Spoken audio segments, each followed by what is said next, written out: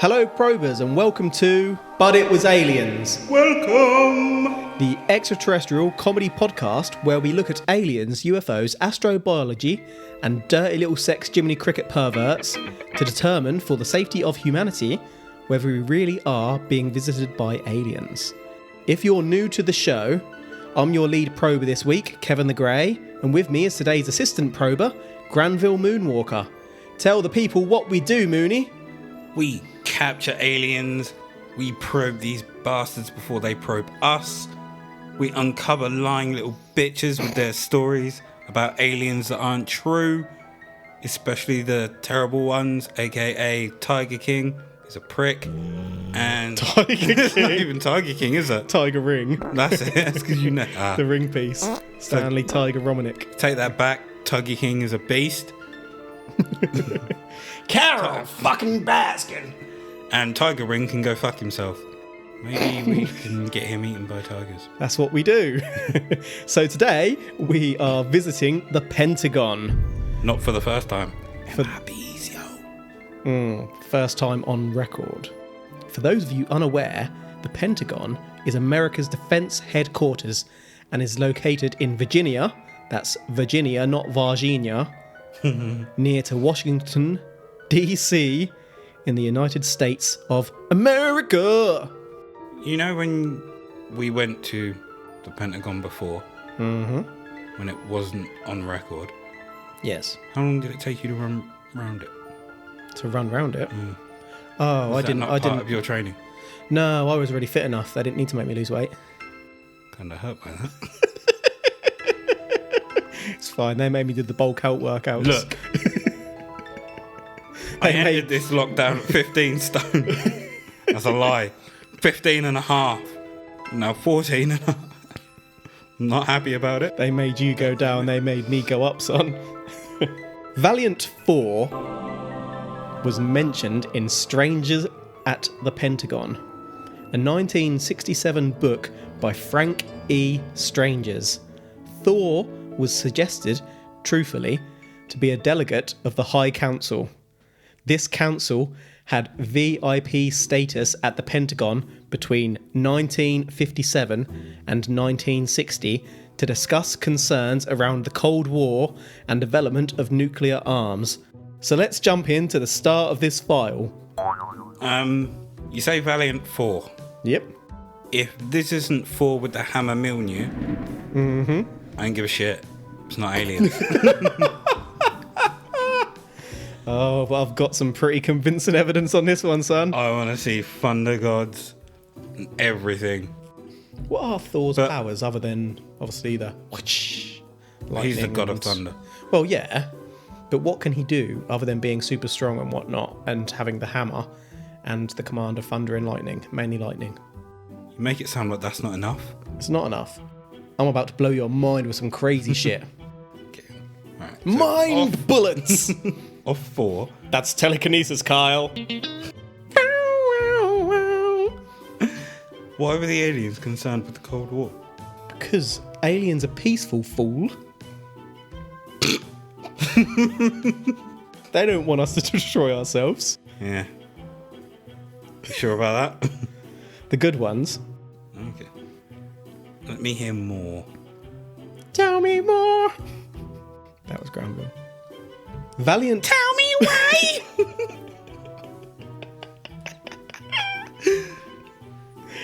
Sorry, continue.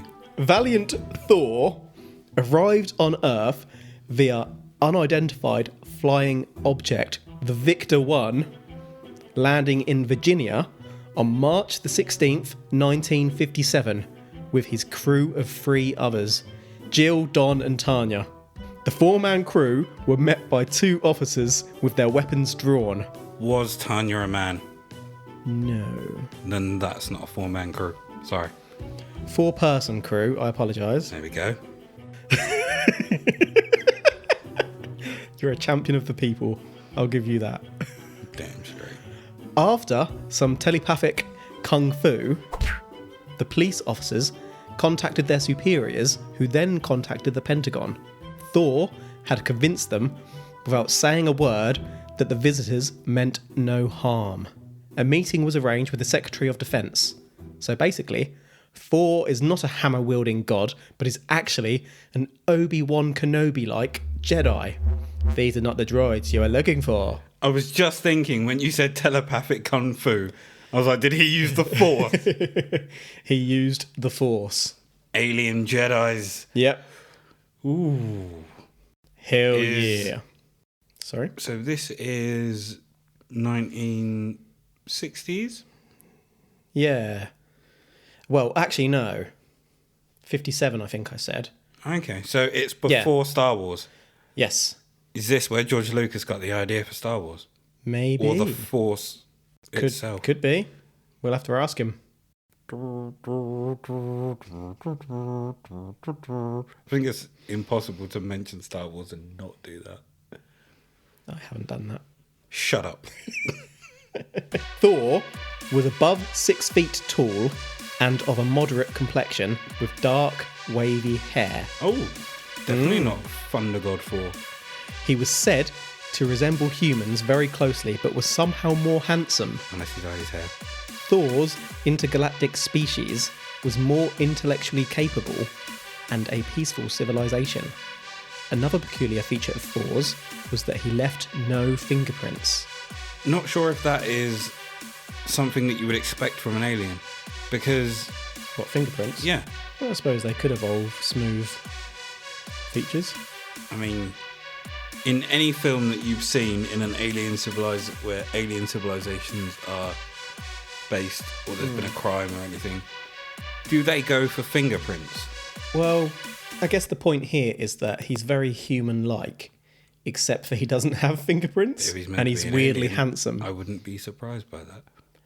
Is he weirdly handsome, or is this guy turned on by him? Possibly both. Also, it reminds me a little bit of the film Seven, the dude who cuts his fingertips off to evade capture. Mm-hmm. So we may have a psychotic killer or a peaceful alien god of thunder on our hands here. Which way is it? back! I love that film. Well, I have a photo of Thor for you, good sir. Ooh. If you could browse this. Thor is the gentleman on the right of the image you're about to see, holding papers. Look at this handsome bastard. Your lip quivered. It's not what I expected. No? And look at the man beside him, longing for him. He's not. It's more of a look of... Hey. What the hell are you talking about? Of all the pictures, is this the only picture of him? No. Is there a picture that actually shows his height? Because if it's above 7 foot tall... He is leant forward here, and you'll notice that he is at head height of the person standing straight. Yeah, but I could be at the head height of someone... How do you know they're standing? He's sitting down. Look, you can see the chair. Hold on. Look at his ear. It's a really small ear, isn't it? Kev, it's an ear. Yeah, it's a really small ear. Humans wouldn't have an ear that small. Look at it. Look at it. Just look at it. All I'm saying is sitting down and he's leaning forward. That man is raising his eyebrow at him because he can't believe how small that ear is. And he is not handsome. Says you of your raging boner. Nope, not handsome. So you find him handsome anyway. Once Thor had convinced the Defence Secretary of circumstances... What circumstances? ...that he's come from another planet. Okay. To help. He was accompanied through an underground tunnel via train to meet with the US President Eisenhower and Vice President Richard Nixon. Pretty much every police force known to the USA had become involved at this point and were fighting over who would accompany Thor. Thor dismissed all with his Jedi mind tricks and passed through security posts, pretty much unaccompanied. Once arriving at the end of the tunnel, of course, security did accompany Thor. In meeting Eisenhower, Thor would explain that he and his group were from Venus and had come to tell Eisenhower that the world was in a precarious situation. If the US progressed towards war, this would lead to the economic ruin of the world. Thor's ultimate purpose here was to prevent nuclear war and help mankind return to the Lord. I'm just going to give you a second to process all that. Because I've just woke you. Yeah, you haven't. Are you awake? If anything, like at the start, I was more intrigued. Now I'm just like, this is bullshit. Why is it always from Venus? In fashion? And aliens believing in God is odd to me. Because, as we know it, God didn't create other planets, are you suggesting? No, the fact that we're led to believe that we're the only ones on... Maybe that's all we can handle. Yeah. Maybe we've misinterpreted the good word. God told us that he created the universe. We took it to mean that we're the universe. Okay, so who wrote this book? This is a book. Someone's trying to convince everyone that we need to stop war and praise God. I'd just like to suggest at this point that we didn't actually fully go to war. Exactly. Thor saved us. Nope. Right, so as Thor pushed out his hand to shake that of Eisenhower's, the security services all drew their weapons until Eisenhower gestured them away with a nod. It's because you knew it was a handshake. He's not an idiot. So we would next learn that Thor was one of the leaders of Venus and was visiting under directions from the Venusian Central Control, chosen specifically to make contact with humans. Thor's first words to Eisenhower were, "I come from the planet your Bible calls the morning and the evening star." "Venus?" Eisenhower replied. "Yes, sir." Said Thor. Conversation went on and Eisenhower asked for proof that Thor was from Venus. Thor asked Eisenhower, You want to come to my ship? We'll go to a club where people wheel each other? Please don't tell me he actually said that. Eisenhower declined. So basically, Eisenhower didn't call Thor's bluff. Or maybe Eisenhower escaped being kidnapped. Who knows? I think at that point he realised, if I go with this guy, some shady stuff is going to happen to me. I am the President of the United States. I need to be here and not be kidnapped by some weirdo that wants to wee on me. I'd just like to add in here that I may have taken a slight liberty with that. He asked him back to the ship.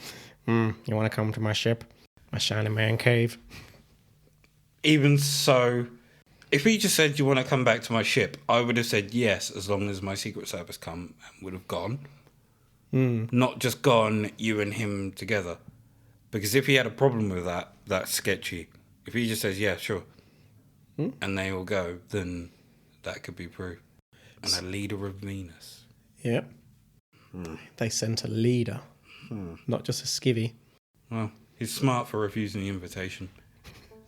So next up, Nixon came into the room, and Thor would later say that he found Nixon to be very witty and proficient.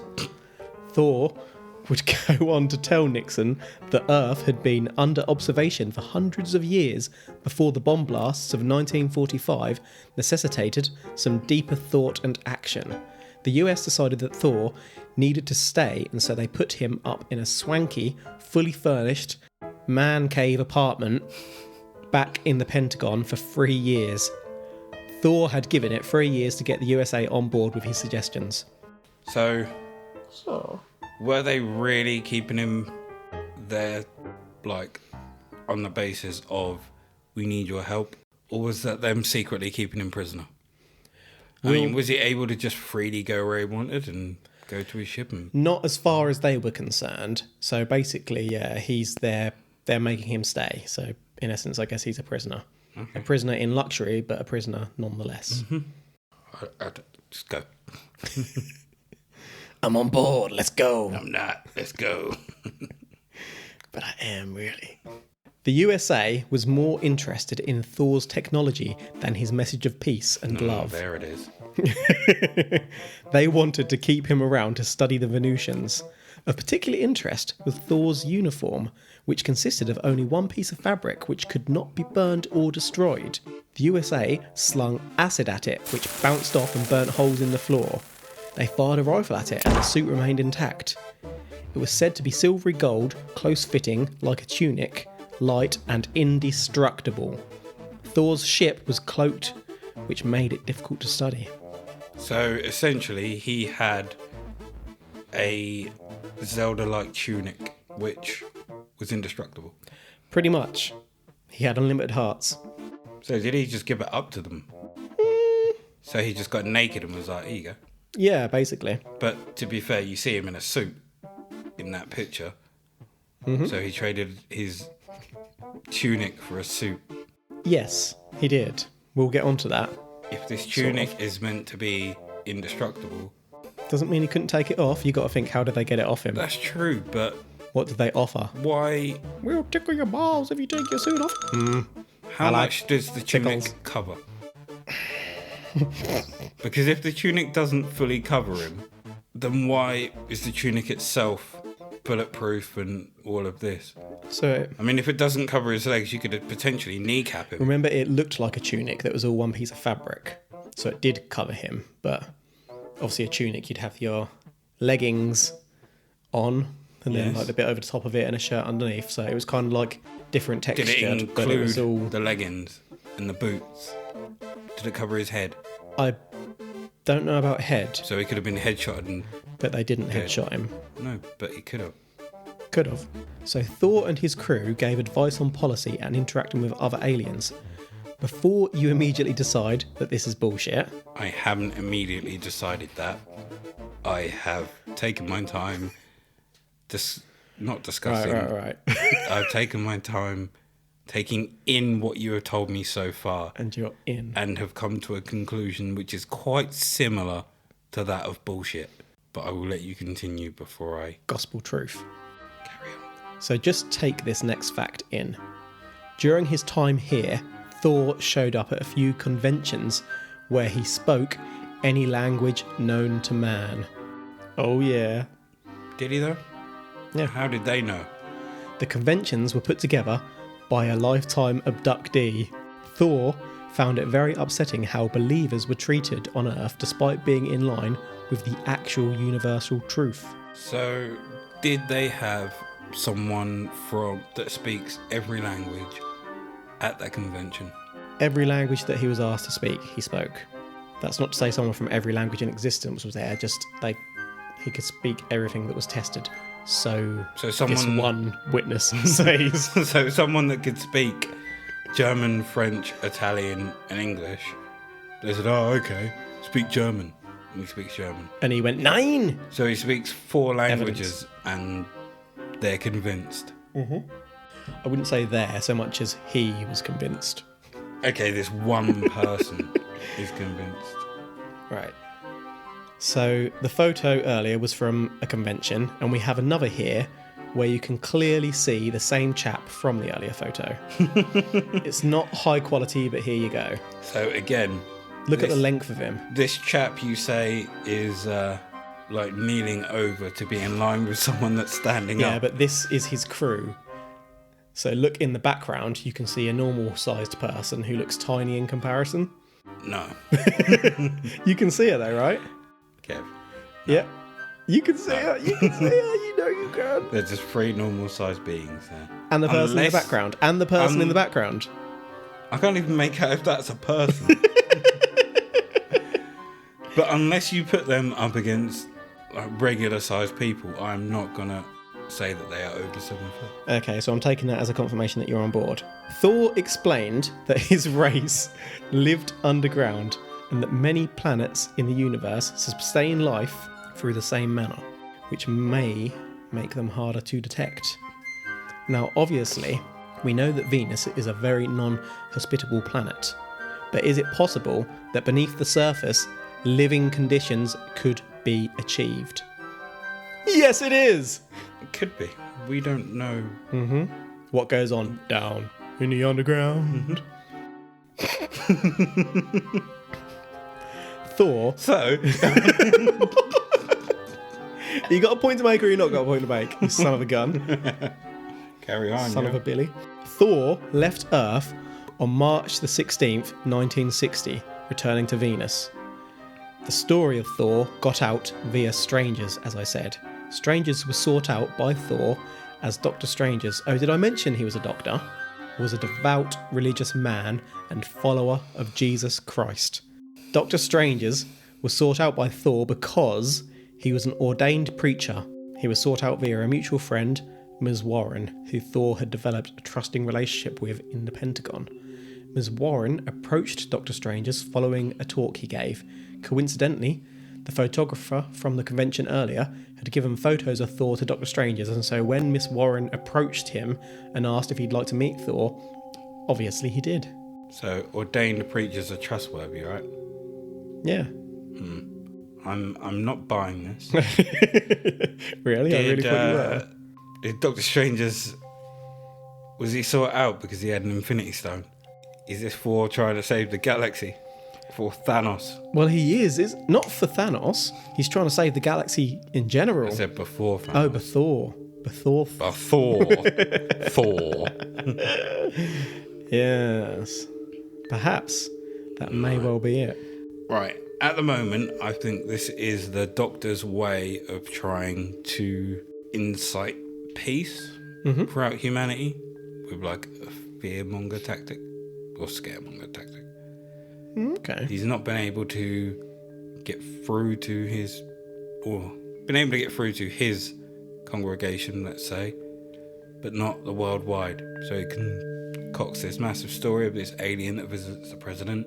And I think, isn't there a statistic out there where more Americans believe in aliens than they do Jesus?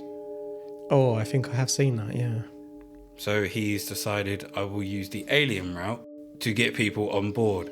Because if aliens believe in Jesus, you should believe in Jesus. I was thinking something quite similar in the back of my mind just before you went onto that trail, actually. So that saved me bringing that up and shooting myself in the foot.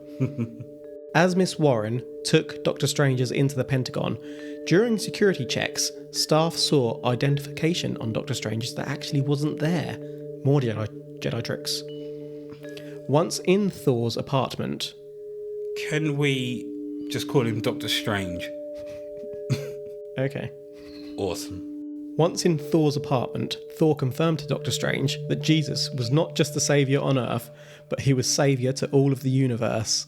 Thor said that the Bible existed throughout the universe, and learning of Doctor Strange, this is why Thor wanted to meet him. Thor explained to Doctor Strange that he, Don, Jill and Tanya were a species created by God before Adam and Eve, and whom had never fallen from grace. No apples were eaten. So are they essentially angels? Well, technically that would make us angels too, wouldn't it? If we're saying that they were created by God, the only difference between them and us is that they didn't fall from grace. Oh yeah, so if he created, for example, a alternative Earth where the apple was never eaten, they were the. But then does make me think: if they didn't eat the apple, why did Venus get scorched? Because that ain't like Earth now. Nothing's like Earth now. During Strange's visits, Doctor Strange saw Thor's brother, Don, walk through... Not Loki? Nope, he was busy. Thor's brother, Don, walk through walls. Like Loki. Well, I guess they're kind of related. By adoption. Meanwhile, Thor told Doctor Strange, that the government was testing his IQ with it believed to be close to or over 200. For reference, Einstein's IQ was about 160. Whilst that does sound impressive, there are people who have scored over 200. For example, at the age of 10, Marilyn Sosavant scored... Or is that Marilyn Dos-Savant? I can't remember. But she scored 228. Around 1999, US resident and self-taught Christopher Langham, who worked as a doorman, wrote a cognitive theoretic model of the universe and was of an IQ between 195 and 210. The highest precise score ever was reported to be 263 and belongs to a child at the time, Anand Cowley, who was taking final year chemistry at 8 years of age. He's now around 20 years of age. Meanwhile, one chap was estimated to be between 250 and 300. That's insane. That's mental. Do you know what your IQ is? You don't want to know mine. I haven't done a test for a very long time. Mine's 400, yo! I scored higher than Einstein. IQ tests don't really mean anything. No, they don't. Scored 5. 11. The FBI officially looked into Doctor Strange's... Strange. as he had They looked into Doctor Strange's strange. as he had claimed being a private investigator and working alongside government agencies, particularly when talking about his confusion over Thor's lack of fingerprints. The FBI were keen for Doctor Strange to cease these claims. Thor told Doctor Strange that humans have fingerprints because they have been marked by God due to Adam and Eve's sin. Now it all makes sense, doesn't it? So he's an investigator now, as well as a doctor. And a man of God. Was it ordained? Mm-hmm. So the FBI are now involved. There's a lot of fingers in these pies. Mm-hmm. Don't trust this Doctor Strange. Thor Benedict Cumberbatch. Thor told Doctor Strange that he was in contact with other religious men around the world, as political leaders were only interested in economic or power gain. Mm-hmm. On March the 16th, 1960, 3 years to the day of his arrival, Thor and the crew vanished from Earth. Vanished. Did he do an Obi-Wan where you got cut and literally robes just drop? He may well have. They could have been testing that tunic. They shot a bullet at him, and just as it impacted, psh. God. Mm. So he appears out of the blue and he vanishes. Mm-hmm. So we have no picture of his ship or anything like that have been released to the public. Nope. No one saw his ship arrive. No one saw it leave. It was cloaked. Let you have that one. Over the years prior to his death around 2008 or so, Doctor Strange had suggested that he still met with Thor and sometimes went back to Venus with him. Thor conveyed to Doctor Strange that he has a specific timeline in which he will reveal himself to the wider public. But for now, Thor's orders are to entrust with superior knowledge those who have proven themselves, such as Doctor Strange. This is some bullshit. I mean, those with superior knowledge and those that have proven themselves. Mm-hmm. That's just a cover-up. For? Because you could just turn around and say, oh, he's not showing himself to anyone else because you're just not intelligent enough. You're not worthy. Exactly. I mean, it's not like we're trying to pick up Mjolnir. It's Doctor Strange. I feel like you're gonna really like this next bit. So this is gonna convince you.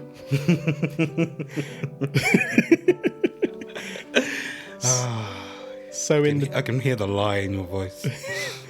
So in the decade between meeting Thor and publishing his book, Doctor Strange published 2 books about UFOs and produced 2 UFO documentaries. He made no mention of Thor, despite it seeming that meeting a true extraterrestrial would be the most important event in human history. Why didn't he mention it? Because he'd not thought of it. When was Thor in the comic books created? I can't remember if I looked into that as part of this file or not. Maybe we'll come back to that. I don't remember for now. This guy is falling into the categories of Adamski. He's not quite a Romanek. And he's not quite a John Thumb. But he's definitely a Adamski level. Yeah, he's that next tier down. Mm-hmm. He's not quite made it to the hall, but... He's on the steps. He's sitting outside. Just sitting outside, busking. To be fair, looking for other explanations, it could well be that Doctor Strange wanted to be a UFO author, having been inspired by War of the Worlds.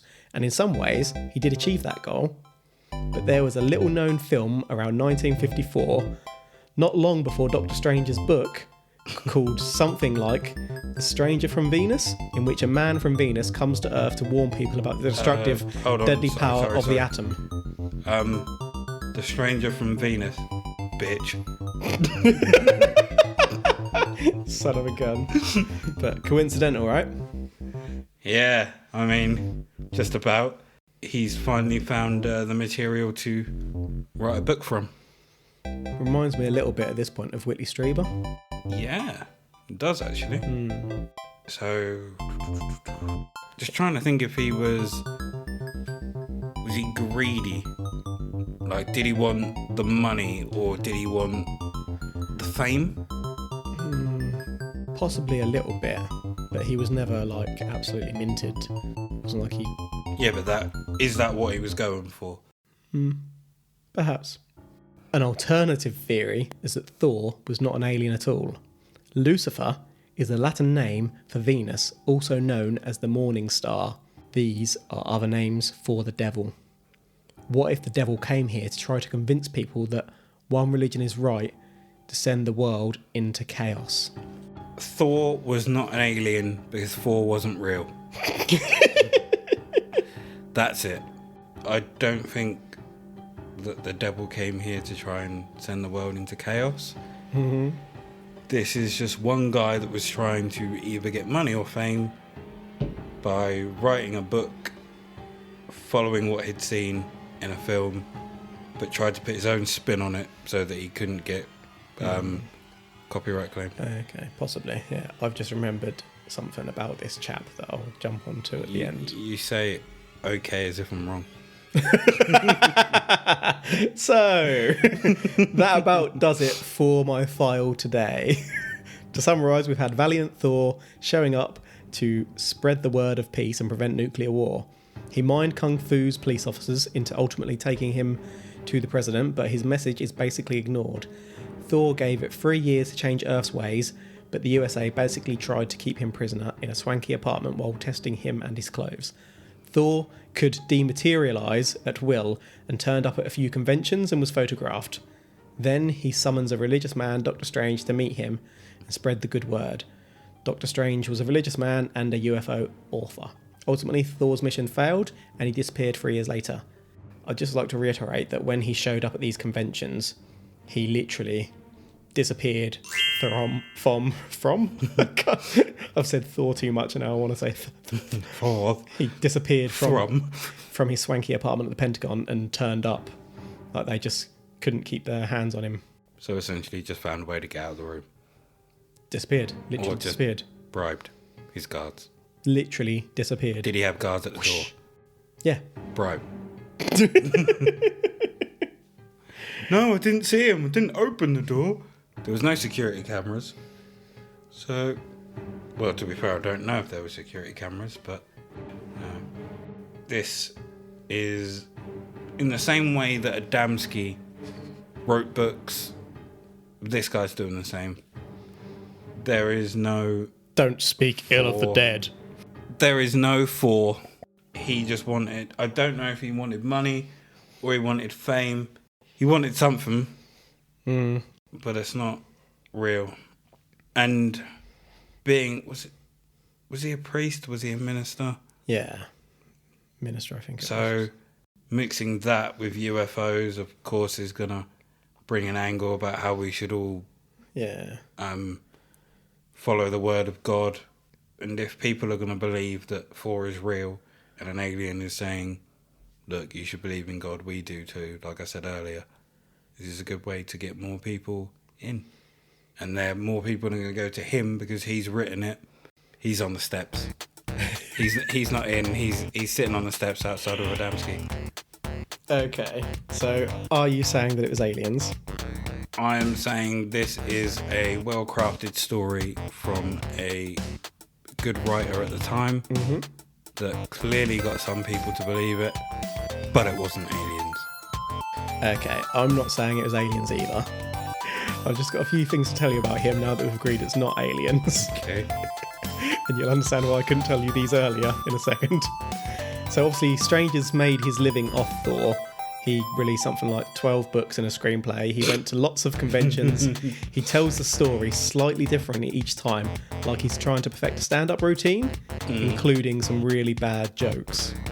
When he died, a director started a funding campaign saying that before Doctor Strange has died, he made sure Thor would one day get his movie financed and put him in touch with this director bloke.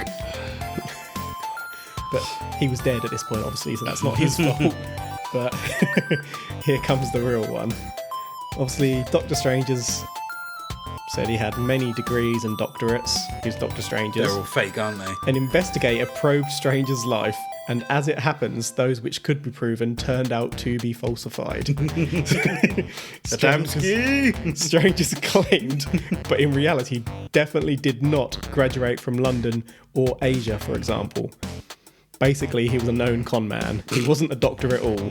I didn't pop that in the story. It was pretty clear that it wasn't aliens. And I didn't think you needed to be pushed over the edge quite yet. And the common assumption is that the photos of Strange are actually... the photos of Thor are actually photos of Strange himself.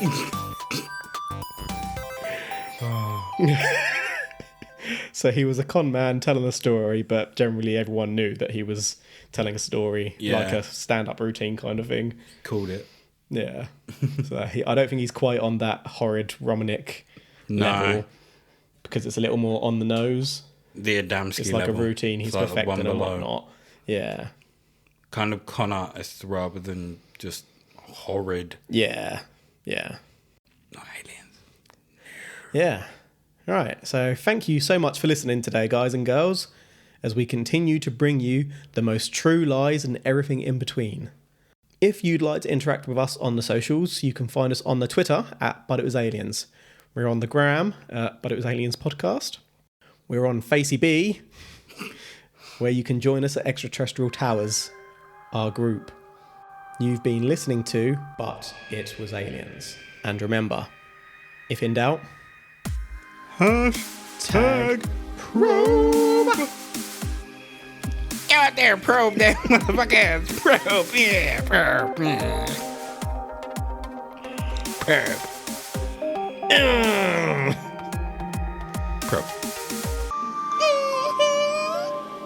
I do.